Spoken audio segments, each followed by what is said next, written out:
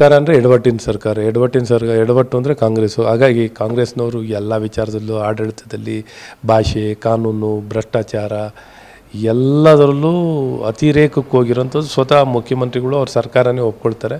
So ಎಲ್ಲ ಮಿತಿಯನ್ನು ಮೀರಿದ್ದಾರೆ. ಮತ್ತು ಭಾಷೆಯ ವಿಚಾರದಲ್ಲೂ ಇವಾಗೇನು ಉರ್ದು ಭಾಷೆಯಲ್ಲಿ ಪತ್ರಿಕೆಯನ್ನು ಮುದ್ರಣವನ್ನು ಮಾಡಿರೋದು ಅಧಿಕೃತವಾಗಿ ಸರ್ಕಾರಿ ಕಾರ್ಯಕ್ರಮಕ್ಕೆ, ಇಂಥ ಲೋಪಗಳನ್ನು, ಇಂಥ ಎಡವಟ್ಟುಗಳನ್ನು ಮಾಡೋ ಮೂಲಕ ಜನರ ಭಾವನೆಗಳಿಗೆ ಮತ್ತು ನಾಡಿಗೆ ಅನ್ಯಾಯವನ್ನು, ದ್ರೋಹವನ್ನು ಬಗೆಯುವಂಥ ಕೆಲಸಗಳನ್ನು ಕಾಂಗ್ರೆಸ್ ಸರ್ಕಾರ ಮಾಡ್ತಿದ್ದಾರೆ. ತಕ್ಷಣ ತಪ್ಪನ್ನು ಒಪ್ಕೊಂಡು ಕ್ಷಮೆಯನ್ನು ಯಾಚಿಸಬೇಕು ಈ ಕಾಂಗ್ರೆಸ್ ಸರ್ಕಾರ. ಆ ಕ್ಷಮೆಯನ್ನು ಯಾಚಿಸೋ ಮೂಲಕ ಒಂದು ದೊಡ್ಡತನವನ್ನು ತೋರಿಸ್ಬೇಕು, ನಾಡಿನ ಜನತೆಯ ಭಾವನೆಯನ್ನು ಎತ್ತಿಡಿಯುವಂಥದ್ದು. ಇವತ್ತು ಮುಖ್ಯಮಂತ್ರಿಗಳು ಸರ್ಕಾರ ಇದ್ದಾಗ ಜನರನ್ನ, ಈ ನಾಡಿನ ಭಾಷೆ, ಸಂಸ್ಕೃತಿಯನ್ನು ಎತ್ತಿಡಿಯುವಂಥದ್ದು ಸರ್ಕಾರದ ಜವಾಬ್ದಾರಿ ಆಗಿರುತ್ತೆ. ಹಾಗಾಗಿ ಸರ್ಕಾರ ಎಲ್ಲರೂ ತಪ್ಪಾಗಿದ್ದರೆ ಅದು ತಪ್ಪನ್ನು ಒಪ್ಕೊಂಡು ಈ ಕ್ಷಮೆಯನ್ನು ಯಾಚಿಸಬೇಕು ಅಂತ ನಾನು ಒತ್ತಾಯವನ್ನು ಮಾಡ್ತೀನಿ. ನೀವು ತಪ್ಪು ಒಪ್ಕೊಳ್ಬೇಕು ಅಂತ ಹೇಳ್ತಿದ್ದೀರಾ, ಆದರೆ ಸಚಿವರಾದಂತಹ ದಿನೇಶ್ ಗುಂಡೂರಾವ್ ಅದರಲ್ಲೇನು ತಪ್ಪಿದೆ ಅದನ್ನು ಸಹ ಓದೋರು ಇರ್ತಾರಲ್ವಾ ಅನ್ನುವಂತಹ ಸಮರ್ಥನೆಗೆ ಮುಂದಾಗಿದ್ದಾರೆ.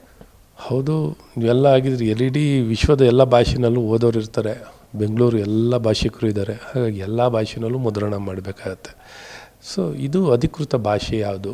ಕನ್ನಡ ಅಫಿಷಿಯಲ್ ಲ್ಯಾಂಗ್ವೇಜ್ ಇದೆ.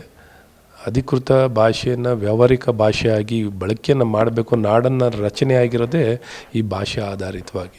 ಹಾಗಾಗಿ ಇಷ್ಟು ಹಗುರವಾಗಿ ಮಾತಾಡೋಂಥದ್ದು ಬೇಡ. ಎಲ್ಲನೂ ಸಮರ್ಥಿಸ್ಕೊಳ್ಳೋಕ್ಕೆ ಇದೆ, ಸಮರ್ಥನೆ ಮಾಡಿಕೊಡಿ.